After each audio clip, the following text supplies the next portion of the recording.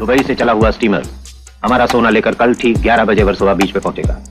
Steamer के वहां आते ही जयचंद उन लोगों के पास जाएगा और ये नोट का फटा हुआ टुकड़ा उन लोगों को दिखाएगा। इस नोट का दूसरा टुकड़ा उन लोगों के पास होगा। वो इन दोनों टुकड़ों को मिला के देखेंगे और सोना जयचंद के हाथ में दे देंगे। ड्राइवर साहब, मैं एक बात कहना चाहता हूँ। इससे पहले कि विजय कुछ कहे, मैं आपको बता दूं दोस्तों कि 80 के दशक का वो फटा हुआ नोट आज की दुनिया का बिल ऑफ लेडिंग है और हर बिजनेसमैन को, एक्सपोर्टर को इस डॉक्यूमेंट के बारे में पता होना चाहिए। और आइए अब समझते हैं कि कैसे ये डॉक्यूमेंट आपके पेमेंट को 100% सिक्योर रखता है। होता क्या है ना दोस्तों कि जैसे ही आपका सामान आप इंटरनेशनल जहाज पे चढ़ाते हैं, वैसे ही शिपिंग लाइन आपको एक ओरिजिनल बिल ऑफ लेडिंग या एक रिसीट देता है। अब आपका सामान 7 समंदर पार पोर्ट पर पहुंच भी जाए, तभी भी आपका बायर बिना आपकी परमिशन के वो उस सामान को हाथ भी नहीं लगा सकता। मींस सिर्फ इस एक डॉक्यूमेंट की वजह से आपके माल पर पूरा कंट्रोल होता है।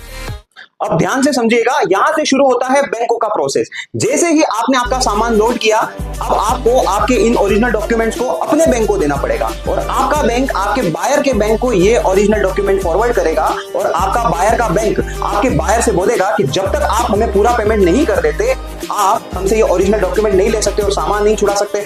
इस वजह से बायर अपने बैंक में वो पैसा डालता है और वो पैसा आपके अकाउंट में क्रेडिट हो जाता है और वो वहां से उस सामान को छुड़ा लेता है।